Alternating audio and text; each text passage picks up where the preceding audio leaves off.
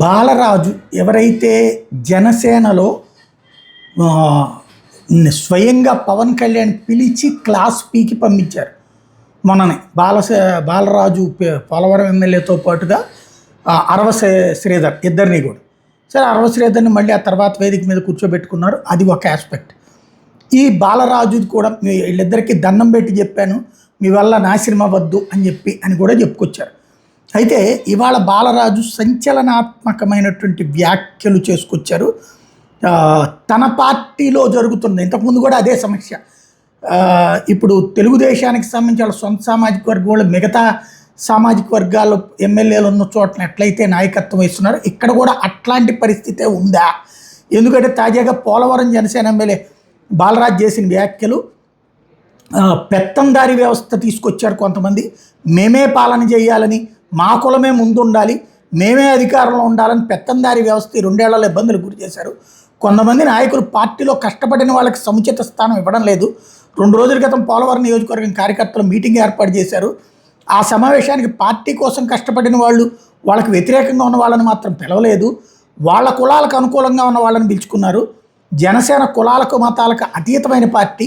పోలవరం నియోజకవర్గంలో అట్లాంటి పరిస్థితి లేదు. కేవలం పార్టీలో ఎదిగిపోతున్నాడు, పార్టీ బలోపేతం చేస్తున్నాడనే అక్కసుతో నా మీద బురజల్లే ప్రయత్నం చేస్తున్నారు. పార్టీని 2 భాగాలుగా చేసి పాలించాలని ప్రయత్నం చేస్తున్నారు. దీన్ని మేము తీవ్రంగా ఖండిస్తున్నాం. పార్టీని పాడు చేసే వ్యక్తుల్ని కానీ, పార్టీలోకి చీలికలు తెచ్చే వ్యక్తులు కానీ సహించేది లేదు. నా మీదే మన నాయకులే కావాలని చెడు ప్రచారం చేస్తున్నారు. సోషల్ మీడియాలో పోస్టులు చేస్తూ సునకానందం పోతున్నారు. ఎలా అయినా మనల్ని పాడు చేయాలని కంకణం కట్టుకున్నారు. ఎక్కించెట్టునే నరికేసే పరిస్థితి కొందరు నాయకులు చేస్తున్నారు. అట్లాంటి చర్యలు చేసేవాళ్ళని రోడ్డు మీదకి తీసుకొచ్చి బట్టలెప్ప తీసుకొట్టే పరిస్థితి ఏర్పడుతుంది. ఈ దొరల పాలన నుండి ఈరోజు పోలవరం నియోజకవర్గం విముక్తి జరుగుతుంది. రాబోయే స్థానిక సంస్థల ఎన్నికలు నేను పెట్టబోయే వ్యక్తి గెలవకపోతే నా పేరు బాలరాజు కాదని సవాల్ చేస్తున్నట్టు సొంత పార్టీలోనే వాళ్ళకే సవాల్. జనసేన పార్టీ పోలవరం నియోజకవర్గంలో బలంగా ఉందనడానికి నిదర్శనంగా 2024లో నన్ను భారీగా గెలిపించినటువంటి జనసేన నాయకులకు, కార్యకర్తలకు నా హృదయపూర్వక ధన్యవాదాలు తెలియజేస్తున్నాం.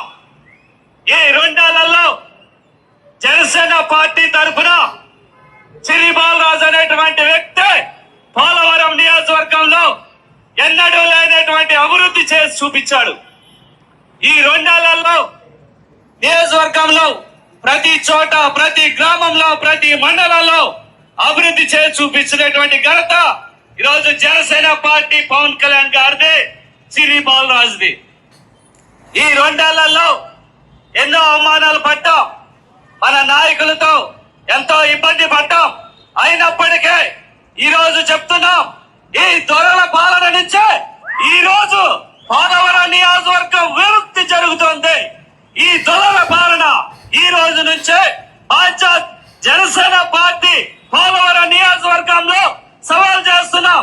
రేపు రానున్న స్థానిక ఎన్నికల్లో నేను నిలబడినటువంటి వ్యక్తి, నేను పెట్టినటువంటి వ్యక్తి భారీ మెజార్టీ గెలిపించకపోతే శ్రీ బాలరాజు కాదని ఈ సభాముఖంగా మీ అందరికీ కూడా సవాల్ చేస్తూ ఈరోజు పోలవరం నియోజకవర్గంలో జనసేన పార్టీ అంటే శ్రీ బాలరాజు అంటే జనసేన పార్టీ అని మరొకసారి మీ అందరికి కూడా సవాల్ విసురుతూ, రానున్న రోజుల్లో నా కోసం నిలబడినటువంటి జనసేన నాయకులకి, కార్యకర్తలకి, ప్రతి ఒక్కరికి భరోసా ఇస్తూ ముందుకు వెళ్తానని మరొకసారి మీ అందరికీ హృదయపూర్వక ధన్యవాదాలు, కృతజ్ఞతలు తెలియజేస్తాను.